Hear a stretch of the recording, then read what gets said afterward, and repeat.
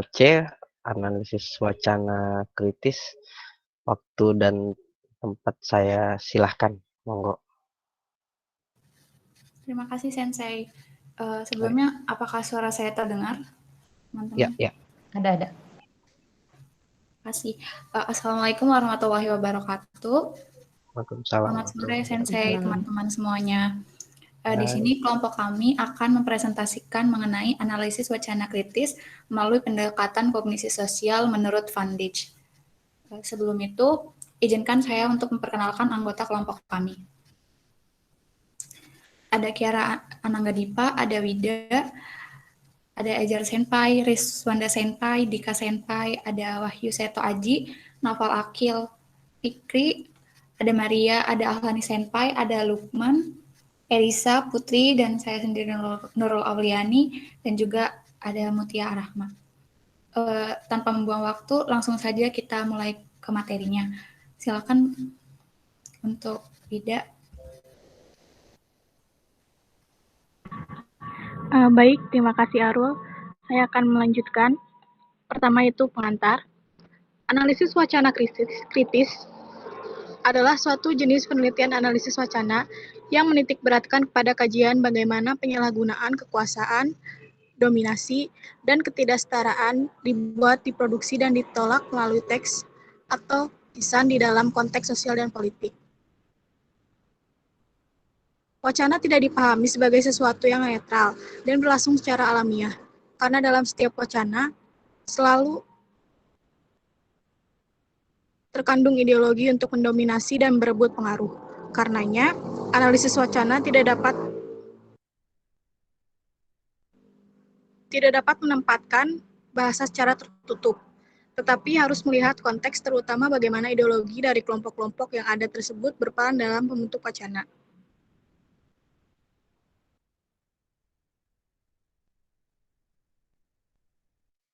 Selanjutnya ada pendekatan kognisi sosial Van Dijk. Analisis wacana kritis dan Van Dijk Socio-Cognitive Approach atau SCA, model Van Dijk ini sering disebut sebagai kognisi sosial. Menurutnya, penelitian atas wacana tidak cukup hanya didasarkan pada analisis teks semata, karena teks hanyalah hasil dari suatu praktik produksi yang harus juga diamati. Dalam hal ini harus dilihat bagaimana suatu teks diproduksi, sehingga memperoleh suatu pengetahuan kenapa teks bisa semacam itu. Model Van Dijk ini lebih menekankan pada kognisi sosial individu yang memproduksi teks tersebut.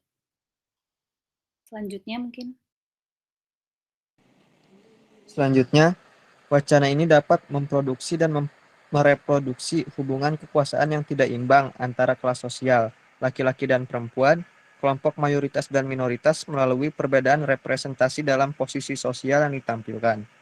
Keadaan yang rasis, seksis, atau ketimpangan dari kehidupan sosial dipandang sebagai suatu common sense, suatu kewajiban atau alamiah, dan memang seperti itu kenyataannya, menurut Van Dijk. Lalu ada 3 dimensi yang digambarkan dalam wacana.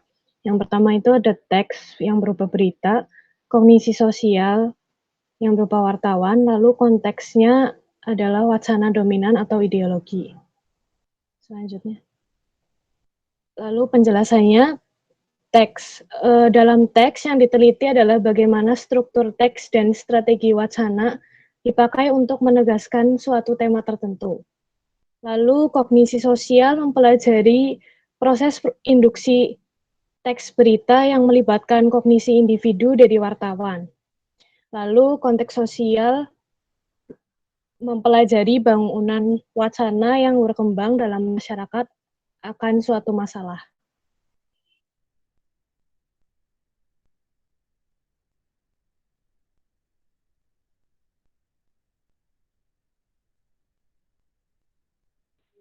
Selanjutnya ada struktur model teks analisis dari Van Dijk. Struktur wacananya itu ada struktur makro, superstruktur, dan struktur mikro.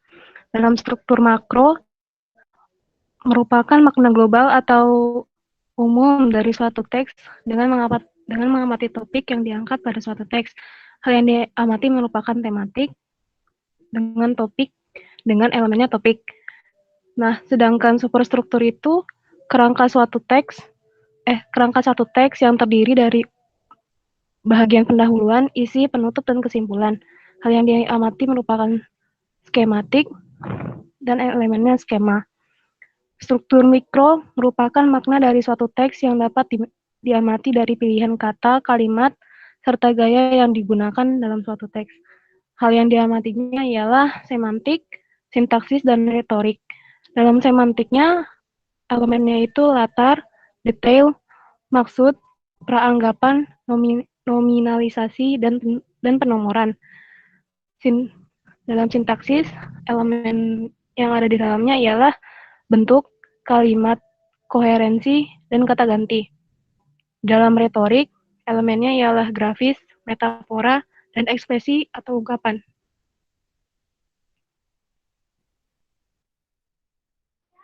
Selanjutnya contoh kasus.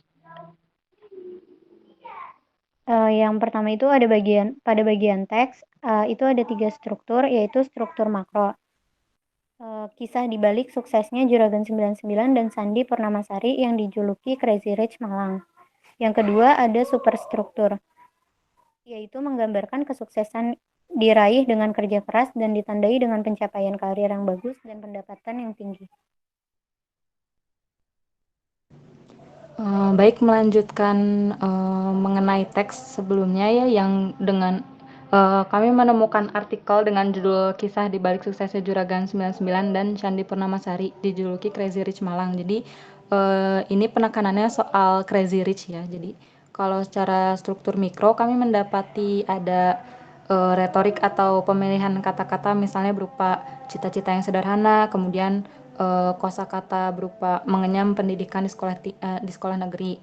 Nah, kalimatnya ada di bawahnya ya. Sama halnya dengan sang istri, Sandi juga mengaku keluarganya dulu tergolong tidak mampu. Ia juga harus mengenyam pendidikan di sekolah negeri gitu. Jadi menurut beritanya, jadi kalau menurut berita, kata si berita gitu, pendidikan di sekolah negeri itu masuknya ke ranah apa ya, orang yang golongan kurang mampu begitu. Kemudian kalau secara semantik itu ada istilah atau diksi sukses ya, dimana sukses itu ya sama dengan rumah mewah, kemudian punya mobil supercar, punya banyak bisnis, atau megang banyak perusahaan seperti itu. Kemudian ya banyak uang ya, penghasilannya tinggi. Bisa ditemukan di kalimat yang di bawahnya juga. Bahkan keduanya memiliki cita-cita yang sederhana. Misalnya, Sandi Purnamasari bercita-cita menjadi pegawai bank, sementara Juragan 99 hanya bercita-cita sebagai PNS. Lanjut dulu. Nah, dari kalimat-kalimat yang ditemukan di berita tersebut, kalau secara kognisi sosial berarti Kompas ini ya, kompas.com ini punya apa ya istilahnya, bisa dibilang ada ideologi idealis ya. Jadi sepanjang berita itu isinya soal kekayaan, mengungkapkan kekayaan, dan dari situ juga dijelaskan soal apa istilahnya, kayak pencapaiannya, kemudian dari usaha-usahanya, kerja kerasnya gitu, ada diksi-diksi kerja keras, mencapai semuanya dengan tidak mudah seperti itu. Jadi yang ditekankan adalah seperti ya pencapaiannya sebagai crazy rich seperti itu. Kemudian kalau dari konteks sosial, berarti kan kita sebagai pembaca kalau lihat beritanya seolah apa ya istilahnya, nanti punya pemahaman ya sebagai pembaca bahwa yang namanya sukses itu ya banyak uang seperti itu. Jadi terhitung sukses dalam hidup adalah ketika kita menjadi crazy rich begitu ya. Kemudian seolah menggiring ini juga ya, pemahaman kalau sekolah negeri itu ya mungkin kasarnya di bawahnya sekolah swasta ya, karena ada kalimat yang sebelumnya itu yang tergolong tidak mampu harus mengenyam pendidikan di sekolah negeri. Jadi seolah-olah secara tidak langsung bilang kalau ya sekolah negeri itu untuk orang yang nggak mampu gitu ya, kasarnya mungkin. Nah, kemudian ada juga yang bercita-cita menjadi PNS. Jadi kan disebutnya diksinya apa ini? Sebentar maaf. Memiliki cita-cita yang sederhana. Nah itu kosakatanya. cita-cita yang sederhana, yaitu menjadi pegawai bank dan menjadi PNS. Nah, mungkin sederhana di sini tuh yang tidak muluk-muluk ya, yang apa ya, istilahnya nanti kehidupannya terjamin ya, karena gaji tetap, terus punya tunjangan, jadi cita-citanya jadi PNS gitu. Ya, cukup Arul, terima kasih.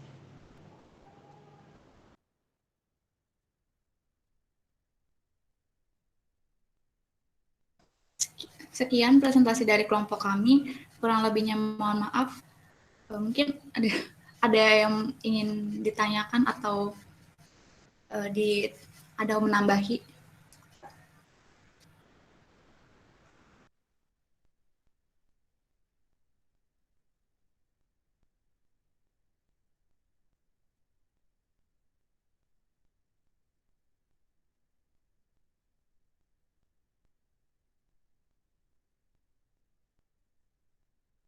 Mungkin segitu aja Sensei, soalnya ini masih pakai jurus cocok logi Sensei. Jurus cocok logi. Kami baca, kan kelompoknya banyak banget Sensei anggotanya, jadi ya yang diskusi mungkin cuma beberapa orang yang bisa diskusi, jadinya bertukar apa ide, pikiran, pemahaman juga terbatas Sensei, jadinya ya endingnya cocok logi lagi Sensei. Beda ya, memang ada hal yang kurang kalau di kelas online ini, karena memang perlu normal kembali. Ada dari yang lain dulu mungkin kalau ini.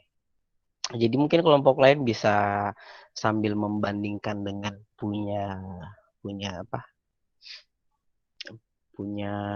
teori yang dia pakai juga nggak ada masalah.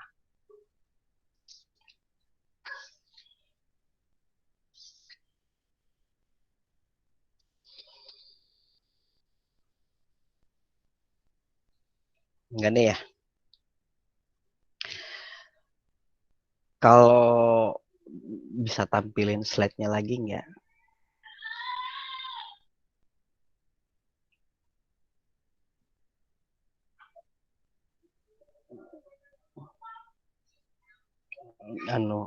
Siapa tadi yang nampilin? Aulia. Ditempelin.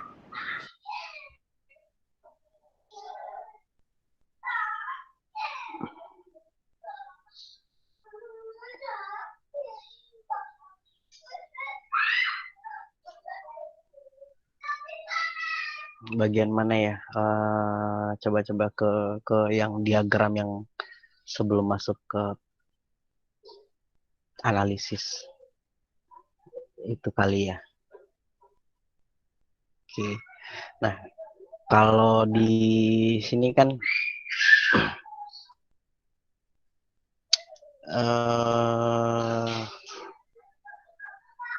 kalau yang setelahnya lagi.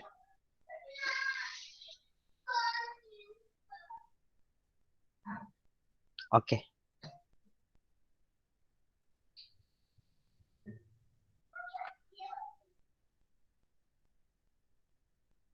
Mikro.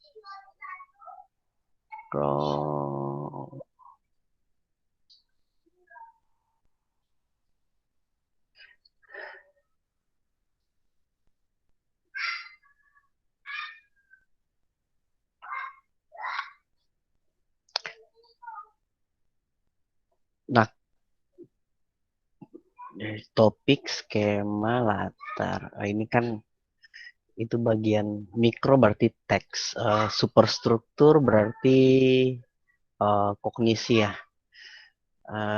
struktur makro berarti konteks, kurang lebih kayak gitu ya maksudnya.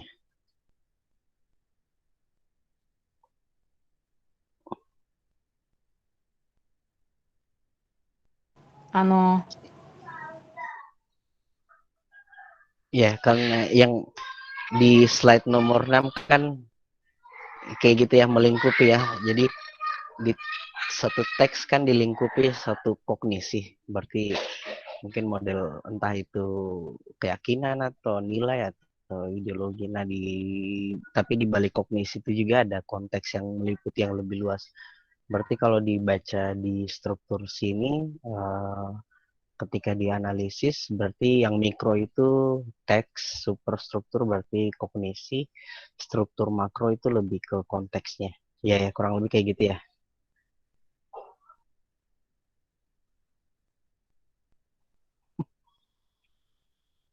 Ya, apa gimana? Justru kalau tadi ini Sensei diskusi sih nangkepnya yang bagian ini aja Sensei. Yang hal yang diamati itu. Kan misalnya yang struktur makro hal yang diamati itu topik yang dikedepankan. Jadi ya dicocok-cocokin Sensei topik yang ini apa begitu Sensei. Kalau per struktur misalnya kan hal yang diamati di tabel situ bagaimana pendapat tersebut dirangkai dalam satu teks yang dicocokin ke berita yang ada gitu Sensei. Hehe. Ah, kita masuk ke coba ya. Oke lah. Ada di struktur mikro kan masih kalau kembali ke diagramnya situ, struktur mikro berarti dia masuk ke teks. Nah, di teks itu ada berapa yang kamu bisa ini. Terus nanti kan ada di skematik, itu di superstruktur, di kognisinya. Nanti di bagian konteks, nah itu kan wilayahnya wilayah. Jadi ada kalau Van Dijk ini itu berarti ada 3, kalau baca di buku yang lain itu memang bilangnya ada 3. Satu, di teks itu kita pakai ilmu linguistik. Ketika bicara tentang kognisi, yang dipakai itu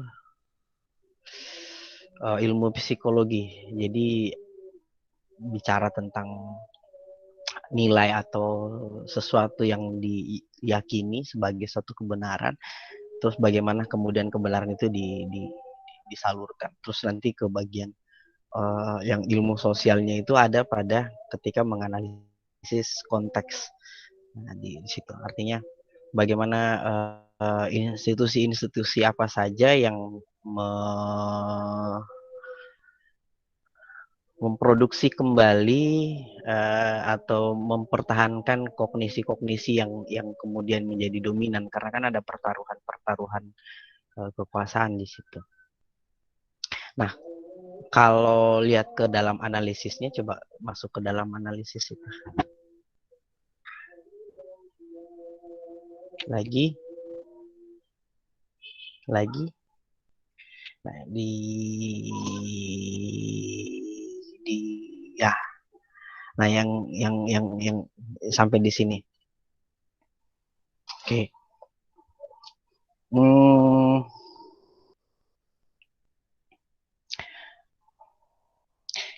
Idealisnya di sini mungkin bisa apa ya?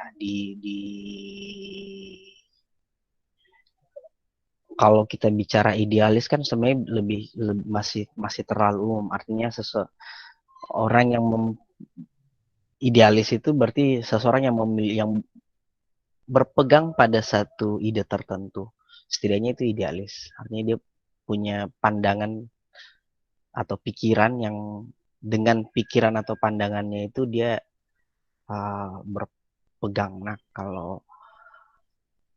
tapi itu umum dalam artian bisa idealis seseorang tuh bisa banyak hal. Kalau kita kembali ke coba yang di slide 10 yang di teksnya langsung. Nah, kalau dibaca yang di Kompas itu kisah di balik suksesnya Juragan 99,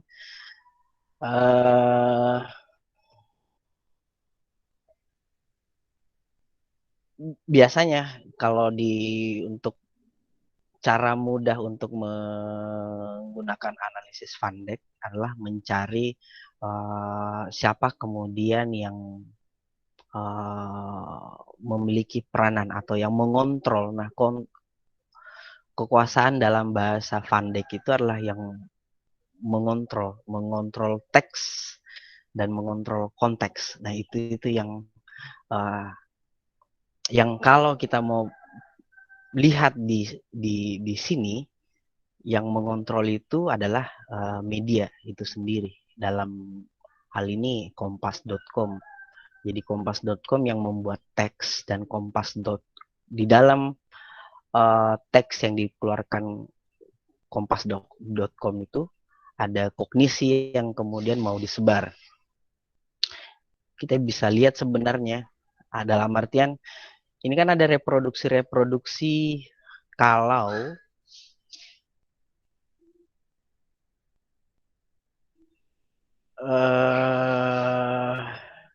ya itu tadi ada kerja keras, ada mungkin bukan dari keluarga yang, kalau dulu kan orang hebat itu rata-rata dari orang-orang yang priai ya, karena mereka yang punya akses sekolah. Kalau sekarang kan nggak perlu yang golongan priai. Kalau nggak salah si yang Juragan 99 ini ya dia agak nggak bukan termasuk orang yang miskin ya. Kalau yang Sandi kayak yang ceweknya malah kayaknya lebih miskin daripada yang cowok, kalau saya nggak salah informasi. Tapi mereka dari golongan bawah terus kemudian sekarang jadi ini. Saya taunya karena berapa kali ya, karena saya sering nonton kayak di Fitra Eri, terus siapa, Hanif, Ridwan Hanif, sama Om Mobi, sama siapa lagi yang satu itu saya nggak tahu. Mereka sering acara lomba-lomba dan itu selalu dibiayai oleh Juragan 99 ini. Artinya mereka punya banyak uang yang kemudian dihabiskan di situ. Artinya kesuksesan itu, kalau dilihat di sini, kesuksesan itu ya dari seberapa besar dia memiliki materi. Mau asalnya dari mana itu nggak penting. Nah ini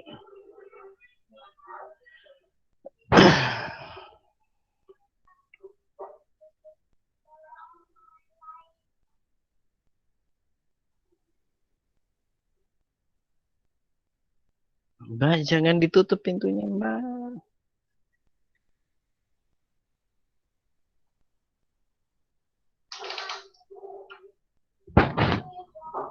Adek, buka pintunya, Dek.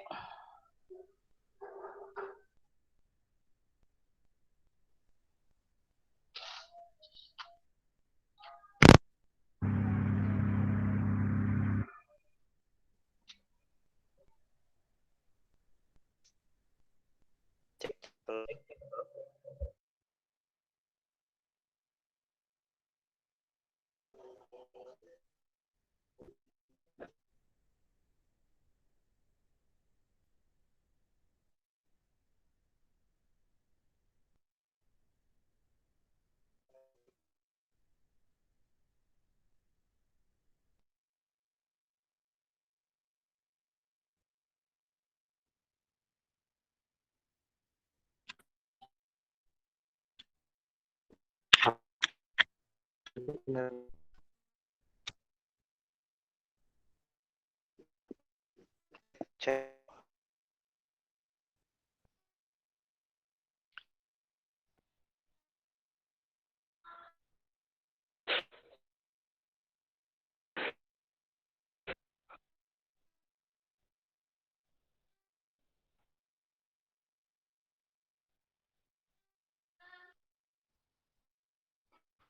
Suara saya kedengaran. Sudah Sensei. Huh? Ya, masuk suaranya Sensei.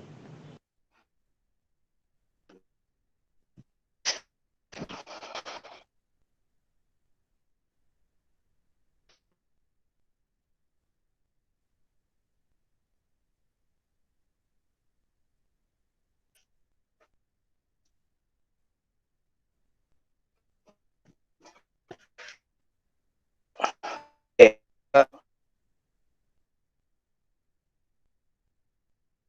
Suaranya hilang lagi Sensei.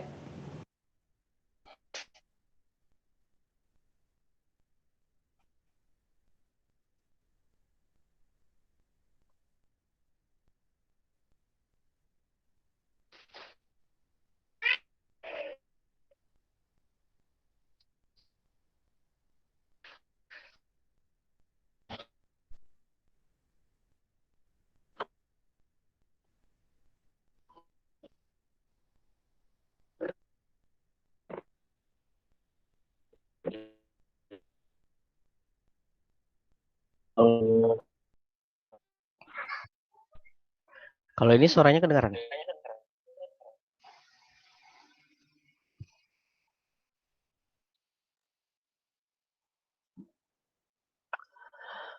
Halo? Terdengar, Sensei. Oke, maaf. Tadi sampai di mana kalian dengarnya?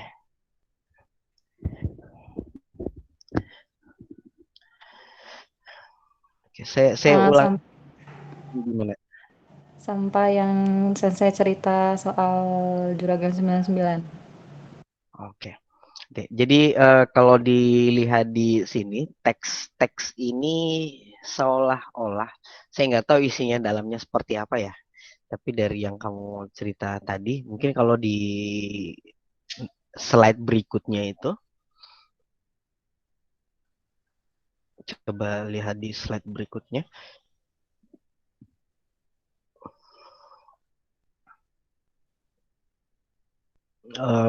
Ya kalau di sini nggak terlalu ini ya. Jadi memang cuma ini kan cita-cita yang sederhana. Tapi kalau kita mau lihat di saya nggak tahu di bagian dalamnya itu ada kemudian yang bicara tentang kesuksesan seperti apa. Tapi kalau di bagian sini kan kamu tulis semantik itu sukses itu rumah mewah, mobil supercar, bisnis banyak, penghasilan tinggi. Nah itu kriteria kesuksesan. Dan saya kira hal yang ini, hal tentang bahwa sukses itu adalah punya rumah mewah, punya mobil supercar, punya bisnis banyak atau punya penghasilan tinggi. Nah, itu sebenarnya suatu hal yang kita, yang mungkin orang lain juga di Indonesia bahkan juga mungkin di dunia itu menganggap bahwa ya seperti itu. Sukses itu ya berhubungan dengan bagaimana kita memiliki materi sebanyak atau dibandingkan dengan orang lain kita memiliki banyak ini. Padahal kalau kita melihat ke dalam wacana kritis, maka justru kognisi yang seperti itulah yang kemudian harus di counter atau setidaknya dilawan. Nah, yang mungkin itu yang tidak apa ya, tidak diberi penekanan pada analisis di sini. Itu yang mungkin yang kalau saya lihatnya di situ.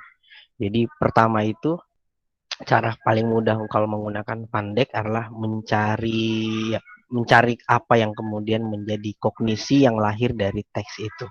Baru kemudian kita bisa lihat di situ siapa kemudian yang mengontrol terhadap teks itu, bagaimana kemudian teks itu lahir. Karena kayaknya di Kompas sendiri juga banyak menuliskan tentang kalau kita mau meneruskan analisis ini, mau coba saja dicari berita-berita yang berhubungan dengan kesuksesan di Kompas, bahwa yang namanya kesuksesan itu seperti apa, maka kurang lebih isinya pun akan sama.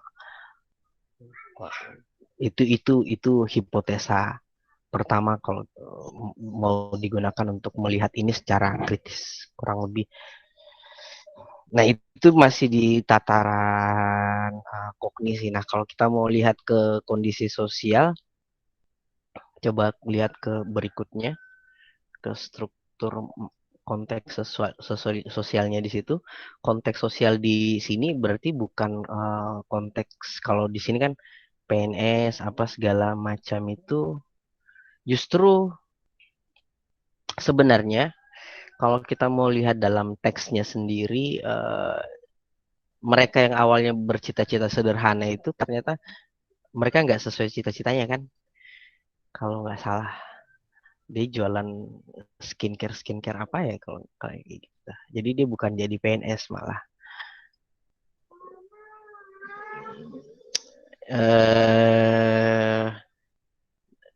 Nah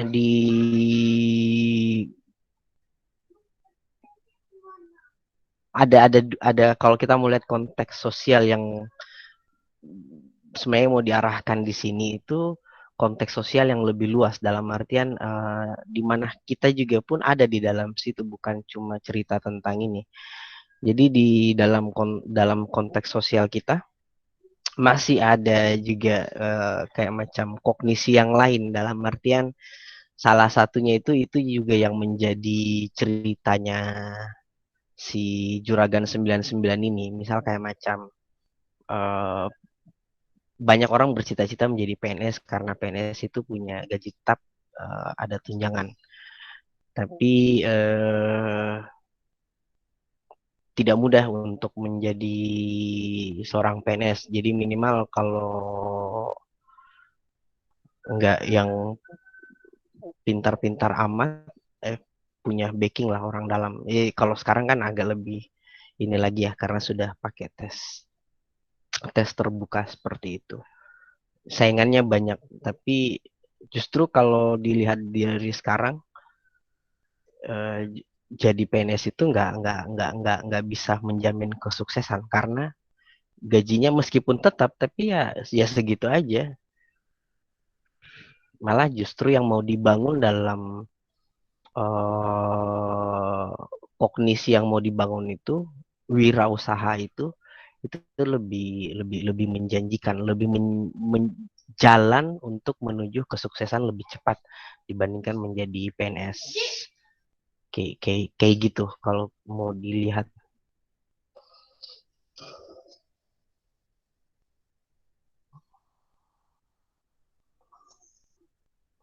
Jadi ada kalau saya misal menggunakan analisis wacana kritis ini, maka yang paling saya kritisi adalah konsep tentang kesuksesan itu sama dengan materi. Lebih kalau saya lebih ke situnya.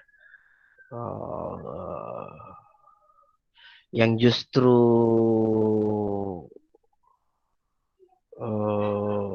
ya sebenarnya salah juga ya, karena secara konteks sosial pun orang dulu menganggap mending jadi PNS karena perbandingan orang dulu adalah PNS dengan petani.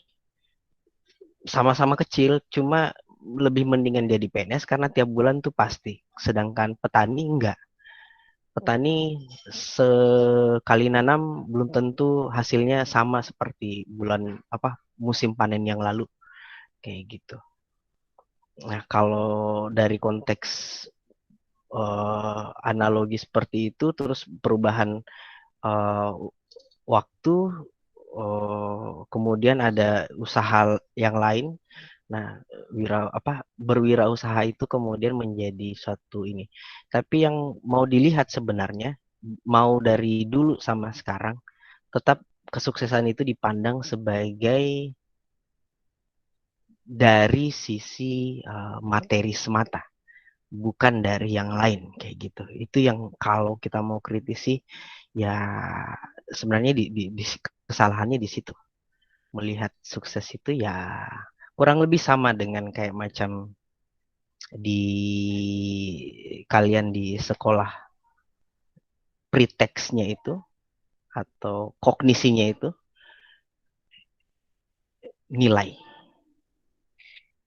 Jadi nilai-nilainya kalian itu yang jadi bagaimana kalian dikatakan pintar kalau kalian punya nilai yang bagus.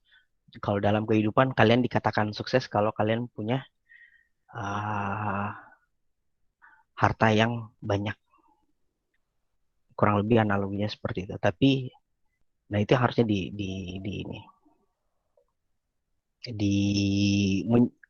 apa istilahnya, kalau dalam wacana kritis justru itu yang perlu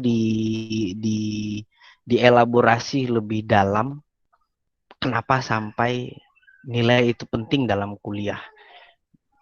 Padahal inti dari kuliah kan bukan, atau pendidikan itu bukan untuk nilai, tapi untuk cara berpikir kita.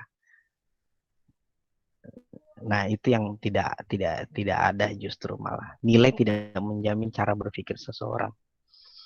Begitupun sama dengan sukses itu seharusnya tidak dipandang dari materi, Karena justru orang yang punya banyak uang juga banyak juga yang nggak bisa tidur kan,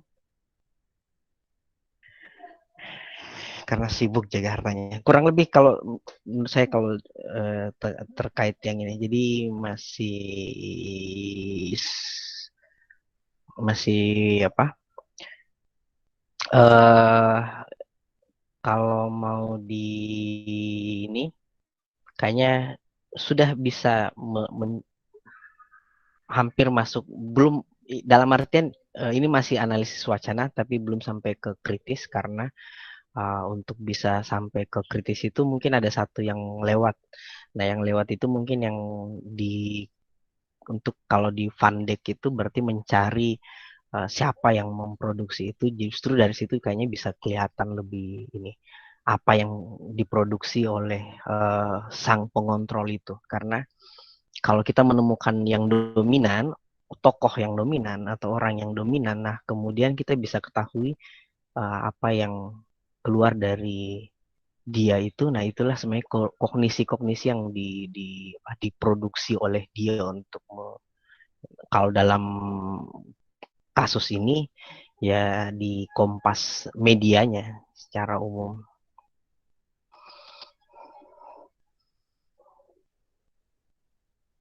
Ada sanggahan mungkin saya bisa, kalian bisa kritisi saya nggak? Iya Sensei, terima kasih. Untuk yang ini Sensei, kan dari beberapa PDF juga ada beberapa yang kalau soal Fundek itu intinya kognisi sosial dari wartawannya gitu Sensei, kalau saya nemu kata-katanya. Juga bisa. Tapi nggak paham loh Sensei, kan maksudnya ini wartawan siapa, latar belakangnya apa gitu. Sensei kan nggak kenal, cara mendalaminya juga bingung Sensei. Nah, kalau kita bicara dalam, ya saya nggak ini ya, saya bukan wartawan, tapi beberapa teman saya itu ada yang wartawan. Rata-rata tuh anak sastra Indonesia, mereka biasanya jadi wartawan. Dan dalam dunia jurnalis juga kadang saya nggak bisa bilang wartawan ini ya, mereka juga perhitungannya bukan perhitungannya, posisinya itu tidak terlalu punya posisi tawar yang kuat, dalam artian dia bisa menulis seidealisnya dia, atau mungkin kita bahasakan dia bisa saja kritis, tapi yang memegang dalam bisnis media itu ya di direksinya. Itu yang kita perlu ingat dalam dunia media. Kadang berita terbit atau tidak terbit itu ya di di mana? Di direksinya. Dia yang menentukan ini layak terbit atau tidak. Kadang berita bagus tapi nggak diterbitin karena pertimbangannya direksi mungkin berbeda. Mungkin cari rating atau apa. Nah, itu juga apalagi jurnalisme sekarang tidak terlalu seidealis yang dulu, karena mereka juga harus hidup sih. Nah, kalau sekarang kan mungkin kalian bisa magang ya, dicoba-coba magang di media, kalian bisa belajar pelan-pelan. Nggak mesti, kalau saya kognisi sosial itu nggak mesti yang mengontrol itu adalah wartawan, tapi boleh jadi wartawan, tapi di dalam arena itu sendiri, dalam arena berita sendiri, kayaknya wartawan nggak nggak nggak punya power yang kuat. Nah, ada beberapa teman sih yang dulu mantan ininya di koran Fajar di Makassar ada, terus koran Tribun ada juga yang mantan orang Tempo, tapi untuk yang daerah wilayah timur. Nah, itu juga mereka pengakuannya kurang lebih hampir sama kayak gitu. Jadi seidealisnya mereka mau menerbitkan berita, kalau nggak sesuai dengan ininya direksi, mereka kadang harus Jadi beritanya kadang di take off, diturunin malah. Berarti Sensei untuk tahu mengenali kognisi sosial dari siapa? Siapa yang produksi? Si produser. Apa istilahnya Sensei? Ya, Orang yang memproduksi yang berita, ya. Untuk yang mengenali kognisi sosialnya dia tuh gimana Sensei caranya? akan Apa? kelihatan dengan sendirinya. Kan yang dominan yang pasti yang mengontrol. Berarti kalau misalnya yang kompas.com ini konteksnya Sensei bisa kelihatan dari berita yang lain dibandingkan dulu gitu Sensei. Kalau direksinya masih sama, kurang lebih berita yang dimuat itu, kalau bicara tentang kesuksesan, kayaknya bakal masih bicara tentang itu deh. Jarang kan. Coba kalau mau dibandingkan di situ. Karena media sekarang juga turut mengapa ya istilahnya ya. Kita bisa media itu bisa mengarahkan cara pandang kita kayak gitu. Jadi ya boleh jadi dia mengulang apa yang sudah viral di masyarakat atau bukan viral ya. Yang sudah menjadi common sense di masyarakat kalau istilahnya dulu kan ya kalau di Makassar itu kan ada istilahnya ada keturunan bangsawan, Andi kayak gitu. Tapi lama-lama yang namanya Andi itu menjadi tidak tidak tidak tidak penting karena yang punya status Andi itu belum tentu punya harta, belum tentu punya kekuasaan. Justru yang muncul yang punya kekuasaan, yang punya pengaruh lebih besar di masyarakat itu biasanya para pedagang atau mungkin kayak macam petani kopra, petani coklat. Nah, itu yang punya istilahnya status yang memiliki status sosial yang lebih dan mereka punya kecenderungan-kecenderungan tertentu dalam artian karena mereka nggak punya gelar Andi, mereka milih gelar yang lain yang lebih untuk menjadi kayak sim apa kalau di bahasanya Borju itu berarti dia menjadi kapital kulturalnya dan kapital simboliknya itu dengan mencari gelar yang lain misal kayak haji kan bisa dibeli dengan uang dia bisa naik haji pakai uangnya dia nah itu jadi uh, untuk kalau bicara di arena sosial di masyarakat Makassar misalnya kayak seperti itu kurang lebih mungkin sama tapi kalau di Jawa kayaknya masih kuat lah ya Raden-Raden ya masih punya kekuasaan biasanya ya untuk mencari yang dominan itu sebenarnya nggak terlalu sulit gampang kalau untuk mencari yang dominan karena suara yang keluar itu adalah suara yang dominan kayak gitu. Cuma ya tidak mesti khas dalam artian harus si misal kayak macam yang pegang Kompas sih siapa kayak gitu.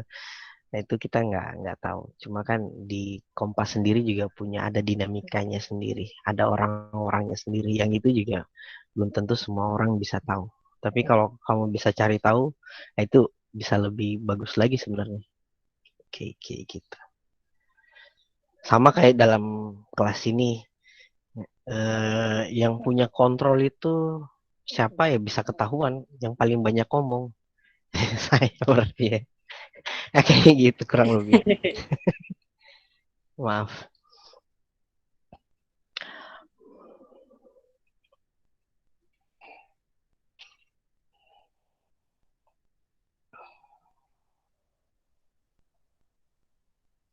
Ya minta maaf harusnya nggak ngomong sama sekali Sensei. sinyalnya hilang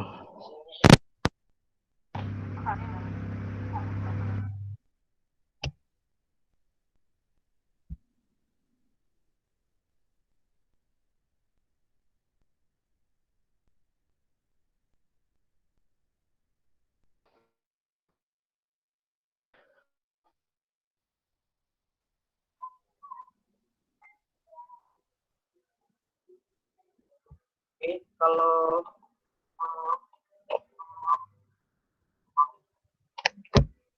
nggak ada hal yang kita mau kurang lebih seperti itu ya. Mungkin yang saya bisa, yang saya juga nggak terlalu paham sih soal Van Dijk ini. Cuma ya dari diagram itu sebenarnya sudah bisa sangat membantu kita untuk melihat bagaimana teks, terus yang kedua struktur dalam teks itu pasti ada kognisi di dalamnya. Nah, baru kita melihat secara konteks sosial. Konteks sosial itu sebenarnya konteks yang lebih luas, bukan cuma yang matur nuwun ya Mbak. Bukan yang melingkupi Juragan 99, tapi yang justru semuanya.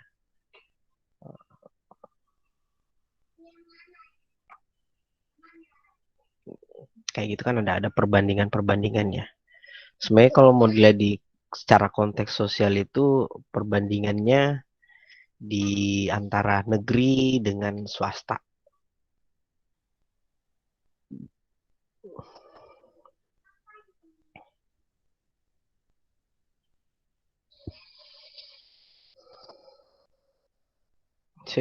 Jaringannya putus-putus. Kalau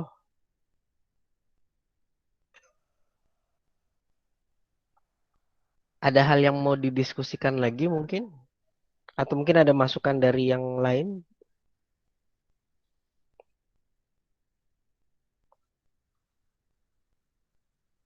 Dan saya mau tanya.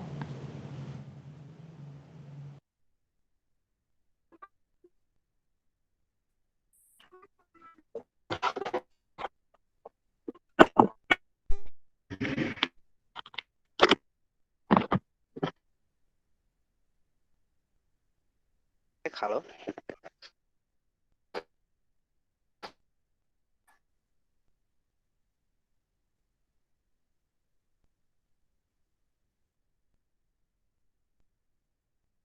Ada. Kalau Mandri. Sensei suaranya putus-putus.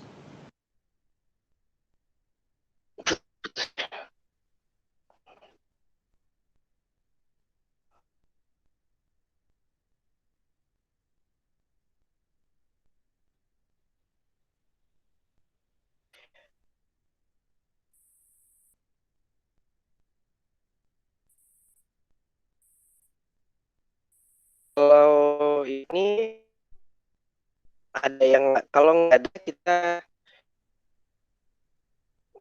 cukupkan untuk terima kasih banyak. Kita bisa masuk ke presentasi yang lain.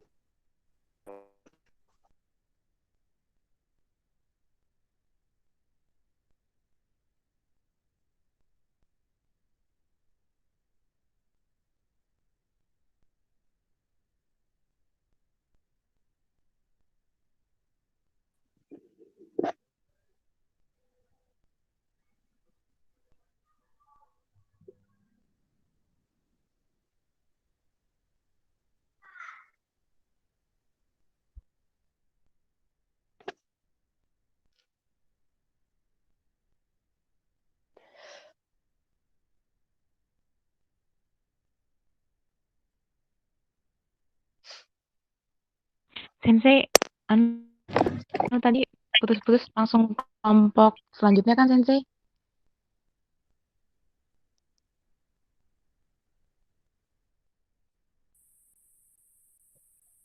Ya maaf.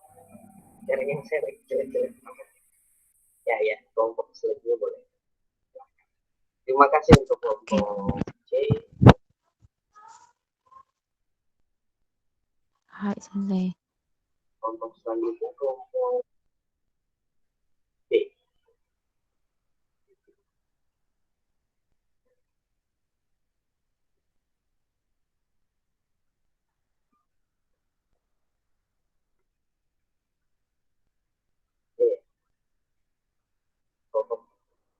Baik Sensei. Iya Sensei. Syakira.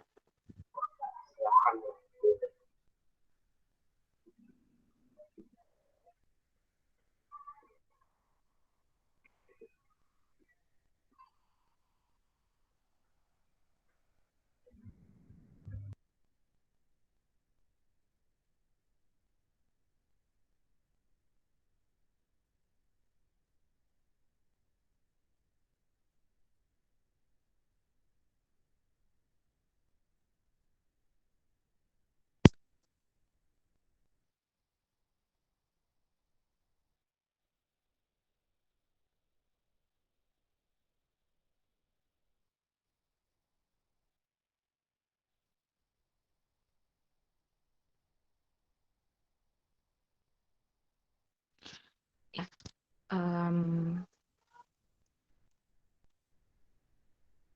Ya, selamat siang semuanya. Di sini kami dari kelompok B ingin mempresentasikan analisis wacana kritis dialectical relational approach dari daerah Norman Fairclough. Next.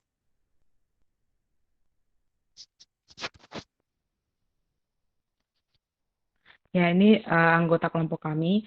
Ada saya sendiri, Liana, kemudian ada Emilia Nurafifa, ada Aisyah Khalilah Sofuro, ada Oktaviani Nindi Pratama, ada Diana Rahmadani, ada Michael Jensen Wijaya, ada Syakira Fernata Anfari, ada Alia Husnadabila, ada Faradifa Salsabila, ada Ridwan Rahmat Darmawan, ada Randy Oktavian, ada Jano Hanif Priyadana, ada Rifki Wibi Ramadhani, dan Aditya Nugraha.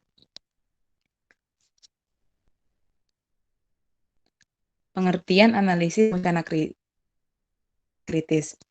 Bagi Santoso dari tahun 2009, analisis wacana kritis adalah analisis bahasa dalam penggunaannya dengan menggunakan paradigma bahasa kritis.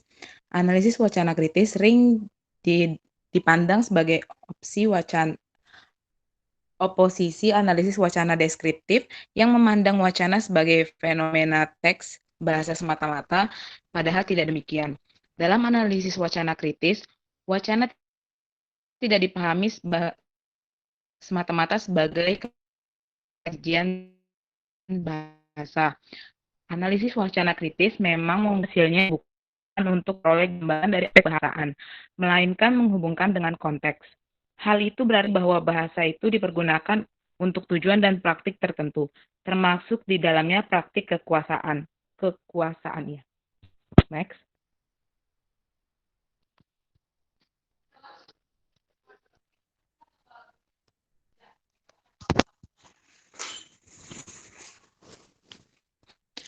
Analisis wacana kritis model Norman Fairclough.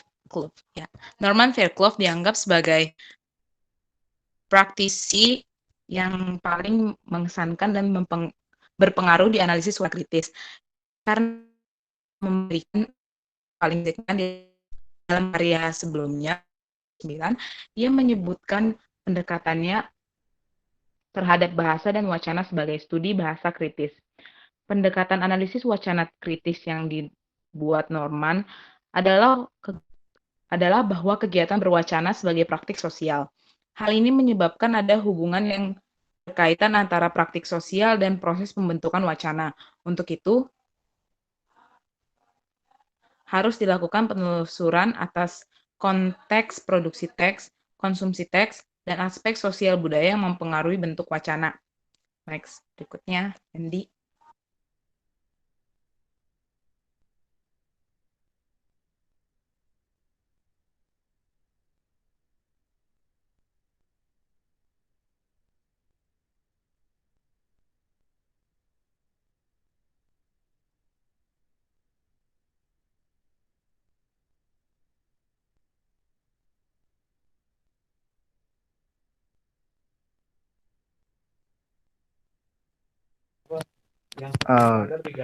Selanjutnya, Verhoeven pada tahun 1989 menjelaskan ada hubungan dialektikal antara praktik sosial dan proses terbentuknya wacana, yaitu wacana mempengaruhi tatanan sosial dan tatanan sosial mempengaruhi wacana. Pendekatan analisis wacana kritis yang dibuat oleh Verhoeven ini disebut dengan pendekatan relasional dialektikal atau dialectical relational approach atau DRA, atau biasa juga disebut dengan pendekatan perubahan sosial. Pendekatan AWK Verhoeven menegaskan bahwa wacana merupakan bentuk penting dari praktik sosial yang memproduksi dan mengubah pengetahuan, identitas, serta relasi sosial yang mencangkup relasi kekuasaan, dan sekaligus dibentuk oleh struktur dan praktik sosial yang lain.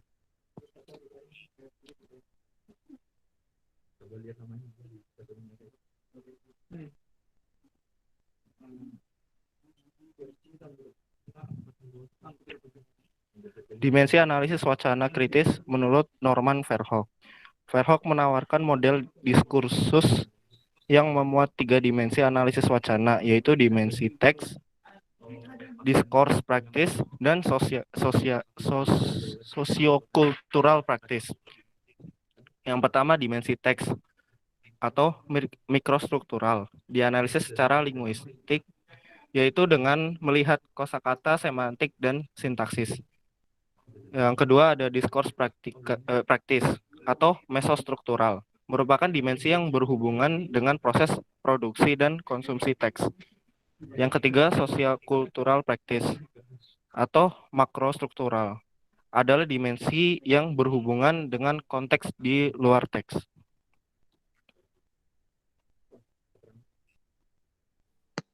Oke, selanjutnya ada tahapan analisis menurut Norman Verhoek. Jadi setelah ketiga dimensi yang dikemukakan tadi itu, kemudian dianalisis menggunakan 3 tahap analisis yang berbeda, yaitu yang pertama, deskripsi. Itu digunakan saat menganalisis teks, meliputi kohesi dan koherensi, tata bahasa, dan diksi. Lalu yang kedua, ada interpretasi. Itu digunakan untuk menganalisis interpretasi teks, meliputi produksi, penyebaran, dan konsumsi teks. Lalu yang terakhir ada eksplanasi. Nah, ini digunakan untuk menganalisis praktik-praktik sosiokultural yang mencakup level situasional, institusional, dan sosial. Ini ada aplikasinya ya. Yang pertama itu dari Detik Hot, Hijrah, Mulan Jamila jualan baju muslim. Lalu yang kedua masih nyambung dengan yang pertama, dulu seksi, Mulan Jamila kini lebih nyaman pakai baju syari. Nah, ini ada dimensi teks atau mikrostruktural. Jadi yang pada kalimat pemberitaan pertama itu ada ungkapan eufemistik yang diberikan kepada Mulan Jamila. Nah, itu ditandai dengan hadirnya fungsi sintaksis keterangan hijrah. Jadi kata hijrah itu kan memiliki pengertian perubahan ke arah yang lebih baik ya. Jadi ungkapan hijrah dalam kalimat yang tadi itu secara implisit memberikan sisi atau citra positif si Mulan Jamila itu karena sudah mengubah hidupnya menjadi yang lebih baik dan berperilaku menjadi lebih baik. Lalu yang kedua ada pada kalimat yang kedua itu ada adverbia dulu. Nah, adverbia dulu itu mengacu pada kehidupan masa lalunya Mulan Jamila. Jadi dia tuh dulunya kehidupannya tuh negatif seakan-akan, lalu memiliki image yang seksi. Lalu fungsi sintaksis keterangan dulu seksi adalah topikalisasi wacana yang kemudian ditentang dengan klausal lebih nyaman pakai baju syar'i. Jadi hadirnya klausal lebih nyaman pakai baju syar'i itu menandakan bahwa situasi pemberitaan tersebut ingin menunjukkan sisi atau citra positif si Mulan Jamila itu. Pemilihan kosakata nyaman menunjukkan konsistensi Mulan Jamila untuk memakai pakaian yang syar'i.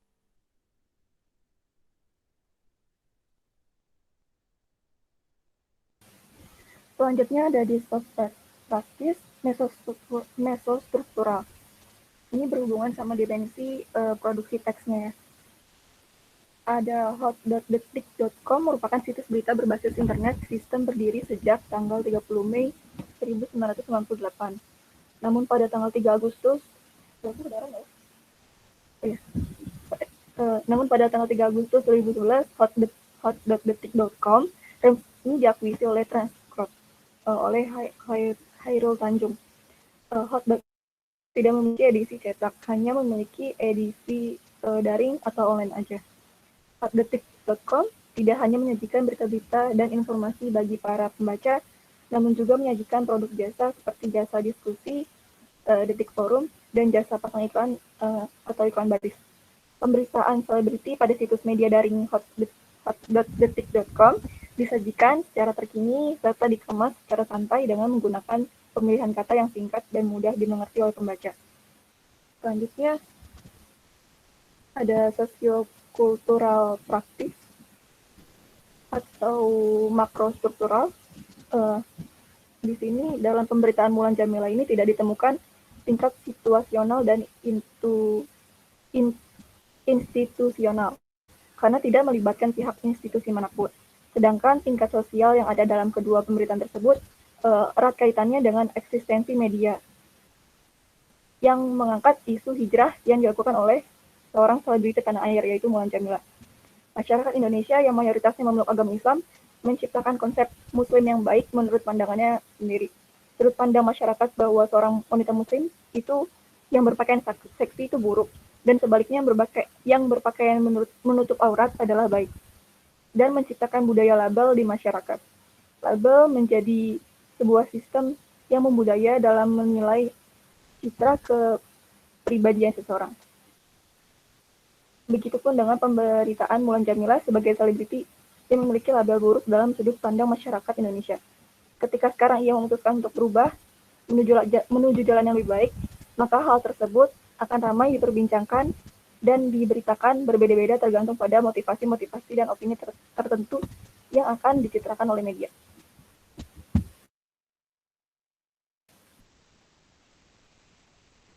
Sekian, terima kasih dari kelompok kami.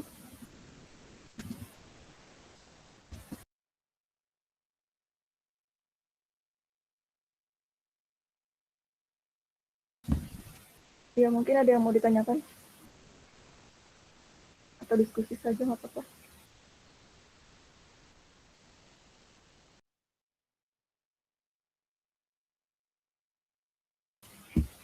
Kalau tidak ada, kami kembalikan kepada Sensei. Jangan kembalikan ke saya kayak Allah aja. Semuanya dikembalikan ke Allah.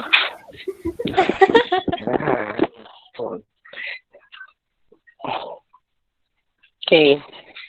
Nggak ada ini. Kalian diskusi dong dari kelompok lain, mungkin ada yang mau nanggapi.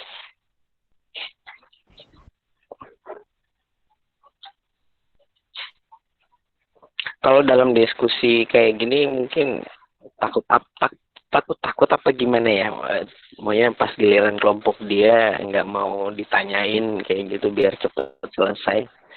Atau kalian mungkin sudah ngatur? Enggak Ada ya.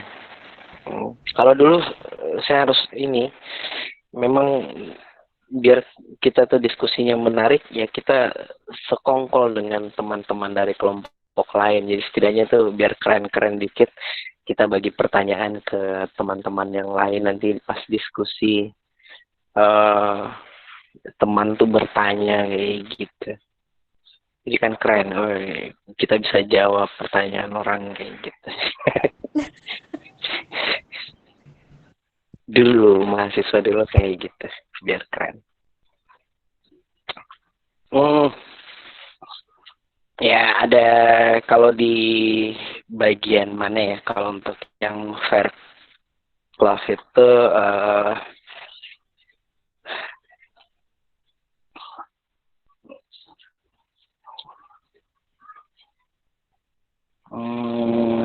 ini masuknya di, tidak masuk di ini ya.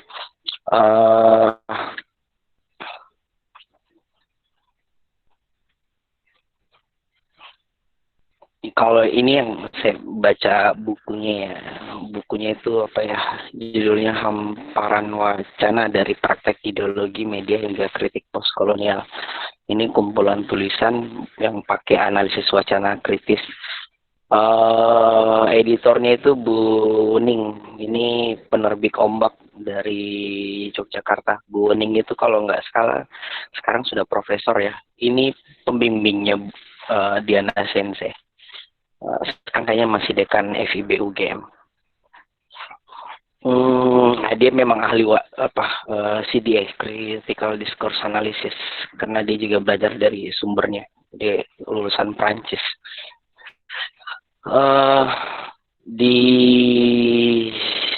Tapi yang bahas tentang fair clause itu bukan Pak Subagio. Menurut dia kalau kita bicara diskurs ada 3 hal yang harus dilihat. 1, dia berhubungan dengan demokratisasi. 2, dia berhubungan dengan komodifikasi. 3, dia berhubungan dengan teknologisasi. Jadi ada 3 hal yang harus diperhatikan dalam melihat suatu wacana dalam artian untuk perubahan wacana itu sendiri. Nah, kalau kita mau kritis, ya sebenarnya sudah ini ya, sudah analisisnya itu sudah berjalan dengan ini.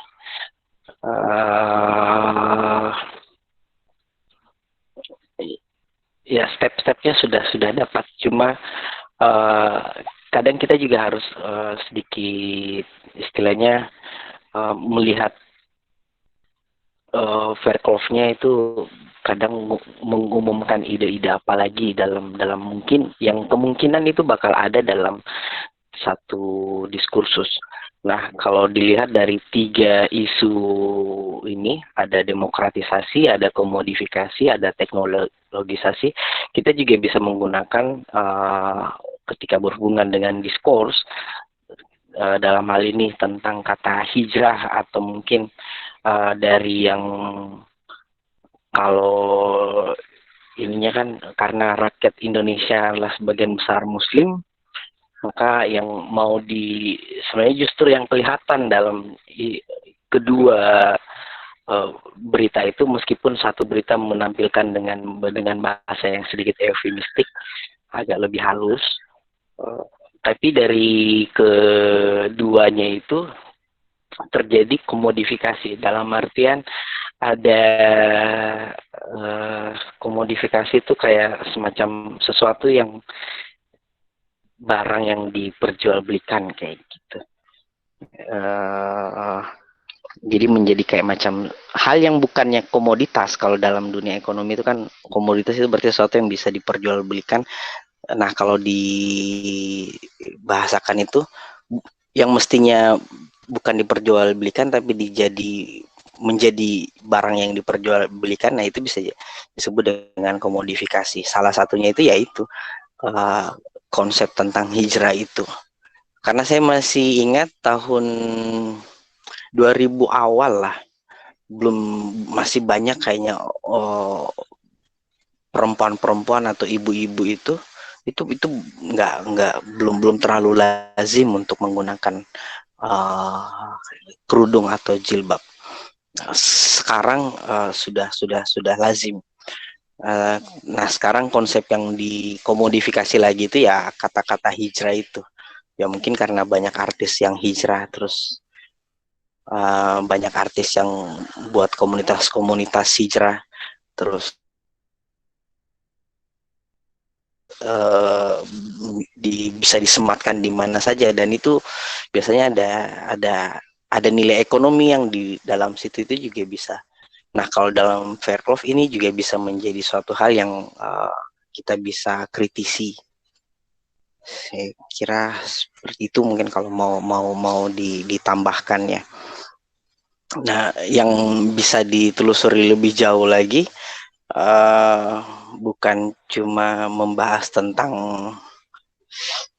siapa tadi Mulan Jamilanya, tapi kita bisa mengangkatnya ke ranah yang lebih luas lagi, dalam artian kalau kita bicara tentang Mulan Jamila saja kayaknya jadi kayak bakal jadinya kayak gosip-gosip kayak gitu ya. Tapi kalau kita mau bahas yang ke lebih luas, sebenarnya di satu sisi bagus, dalam artian ekspresi untuk beragama itu diungkapkan dengan lebih baik dengan berhijrah, dengan menggunakan jilbab, itu satu langkah yang ya istilahnya bagus. Tapi kemudian di satu sisi juga sebenarnya di sini pun ada terjadi perdebatan kalau di tingkat sosial. Misal kayak macam kalau kita bicara tentang hijrah, atau mungkin kayak kita bicara tentang baju syar'i kayak gitu. Bagaimana dengan yang Muslim tapi yang tidak berhijab kayak gitu? Apakah kemudian terjadi tendensi tertentu atau tidak? Nah, ini bisa menjadi suatu penelusuran yang lebih jauh lagi, misal karena kayak macam siapa Mata Najwa misalnya, yang notabene bapaknya itu Prof. Quraish Shihab, justru tidak berhijab kayak gitu. Nah, apakah itu kemudian akan menjadi ini? Nah, tapi itu terlalu luas mungkin kalau untuk masuk ke situ. Yang menarik ya bukan yang menarik. Yang perlu ditekankan itu kita bisa menggunakan beberapa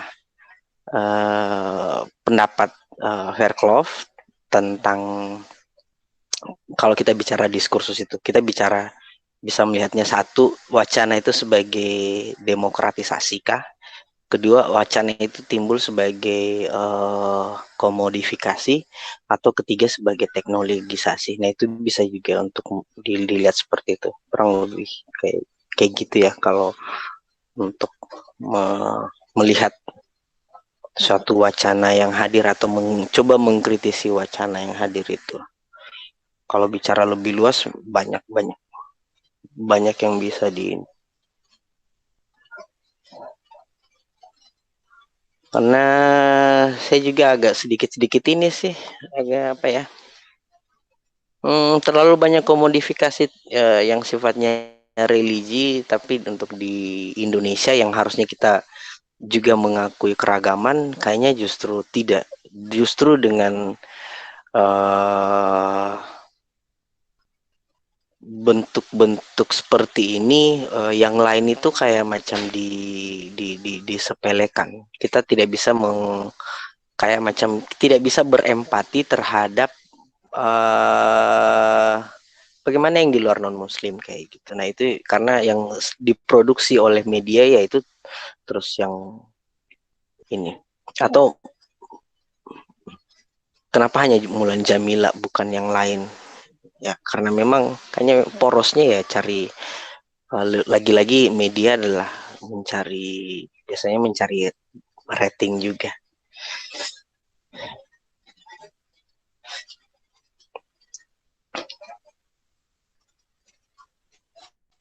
Mungkin itu kalau dari saya. Ada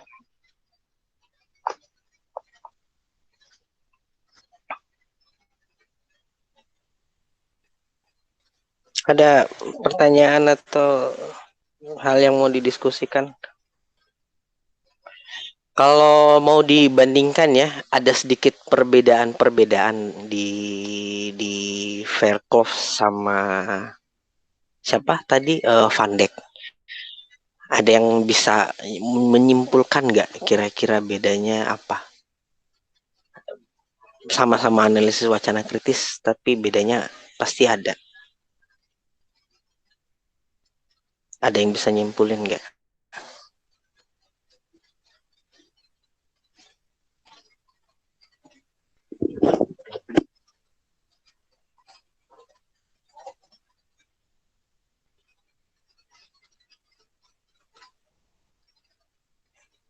Nggak ada?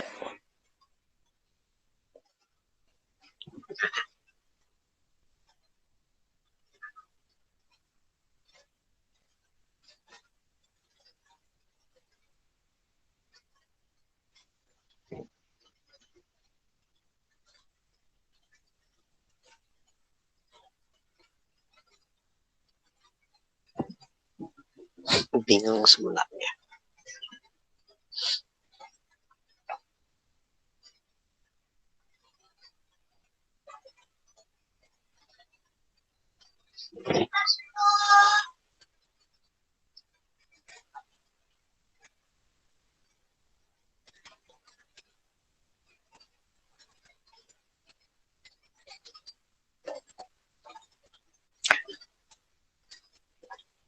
Kalau tidak ada yang bisa menemukan perbedaan, berarti ini menjadi tugas berikutnya kali. Nanti kita skip aja dulu sambil coba mencari perbedaan. Kalian bisa mencari-cari sendiri perbedaan antara Verklov sama Van Dijk. Mungkin dari dua kelompok ini, atau kelompok yang A juga bisa sambil apa ya istilahnya, membandingkan dengan punyanya dia. Ini bedanya kalau saya menganalisis pakai ini bakal saya apain ya.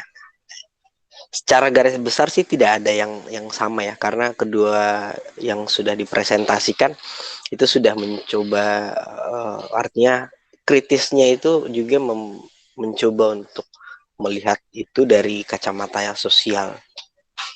Cuma satu sisi mungkin ada yang ditekankan, sisi yang lain ada yang ditekankan. Atau mungkin stepnya ini dulu, terus ini dulu. Kurang lebih seperti itu. Karena waktunya mungkin hanya 9 menit dan saya rasa ini nggak cukup. Nanti kita ketemu di minggu depan untuk kelompok A, dan semoga ya sinyalnya lebih bagus lah dari yang sekarang. Gitu aja dulu ya. Atau ada yang mau ditanyakan? Saya mau tanya, Sensei. Ya. Sensei, bedanya wacana dan teks apa, Sensei? Kalau teks sudah bisa ini ya, di sini teksnya itu ya sesuatu yang tertulis. Mungkin agak sedikit beda dengan hermeneutik. Hermeneutik kan teks yang bukan yang ditulis tapi yang ada di kepala. Tapi kalau yang di sini bahasanya itu ya teks itu artinya sesuatu yang tertulis. Nah, kalau wacana itu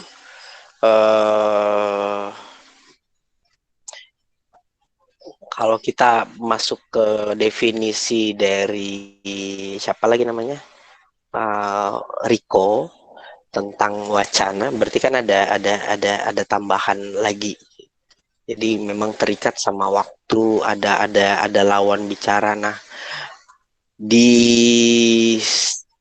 saya menganalogikan, jadi teks itu sebenarnya anggaplah kayak macam saya bicara sendiri nih. Nah, itu sebenarnya kurang lebih saya juga mengeluarkan teks. Nah, disebutnya wacana itu kalau teks yang saya keluarkan itu berhubungan, dalam artian berhubungan dengan misal kayak macam kamu sebagai lawan bicara saya. Nah, di situ ada unsur-unsur ideologis, ada unsur dialog di situ, atau mungkin saya merespon terhadap teks yang atau sebelumnya. Nah, jadi ada proses dialog di situ. Nah, kalau kita bicara teks berarti melihatnya cuma dari satu entitas saja. Tapi kalau kita bilang wacana, berarti itu ada dua teks yang kemudian saling berhubungan, berinteraksi. Entah kemudian satu lebih dominan atau satu lebih ya bisa jadi satu mendukung yang satu untuk menjadi dominan, bisa jadi satu kemudian menjadi minor atau dimarginalkan oleh teks yang satu. Kurang lebih seperti itu. Jadi kalau lihat kembali ke teori-teori yang mempengaruhi analisis wacana kritis, salah satunya itu kan Bakhtin. Nah, dalam Bakhtin itu dia menganggap suara-suara itu kayak semacam karnaval. Jadi karnival. Jadi ada banyak hal yang sebenarnya bisa hadir dalam satu teks. Nah, yang jadi dianggapnya, jadi kalau di dalam analisis wacana kritis itu satu teks itu sebenarnya satu bentuk apa yang hadir kepada kita itu ya mungkin cuma dalam bentuk satu teks. Tapi sebenarnya kalau kita mau telusuri di dalam satu teks itu ternyata dia berhubungan. Nah, itu yang menurut Fairclough bisa disebut dengan intertekstualitas, atau bisa juga disebut dengan interdiskursivitas. Jadi dia berhubungan dengan wacana lain bisa, dia berhubungan dengan teks yang lain itu bisa. Kayak gitu. Makanya dia disebut sebagai wacana karena dia tidak bisa dilihat sebagai satu satuan saja, tapi dia berhubungan dengan yang lain. Dalam hal ini boleh teks yang lain. Ada di dalam situ kemudian juga muncul ideologi-ideologi yang ada yang dominan, ada juga yang kemudian akhirnya kalah di balik satu teks itu. Ya, Sensei kebayang, Sensei. Yaitu salah satu ini ya, kayak macam perjanjian tidak tertulis bahwa suara, kalau biasanya kan orang bilang sejarah itu adalah cerita atau catatan orang yang menang. Nah, kurang lebih wacana juga seperti itu. Wacana itu adalah suara atau teks yang menang atau yang dominan. Kayak gitu. Nah, justru kita bisa menelusuri yang kalah itu kalau kita mau melihat bagaimana teks itu berhubungan dengan teks yang lain. Nah, ya sebenarnya yang dicari dalam analisis wacana kritis itu adalah mencari teks-teks yang berhubungan sebenarnya dengan teks yang hadir.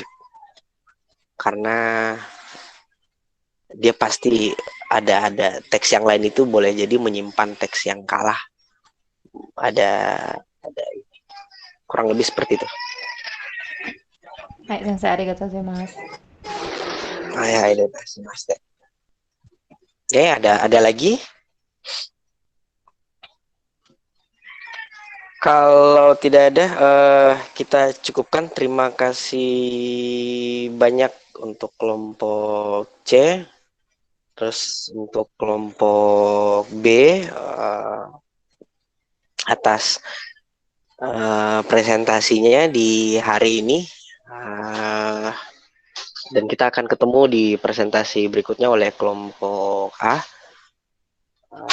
Sambil oh ya, saya minta tolong yang file presentasi kalian nanti di share aja ya di mana, di grup, biar saya bisa upload di LDRU. Terus untuk videonya juga mungkin agak sedikit lama karena saya nunggu kalau ke kampus dulu baru nguploadnya, karena biasanya agak berat kalau hasil rekaman seperti ini.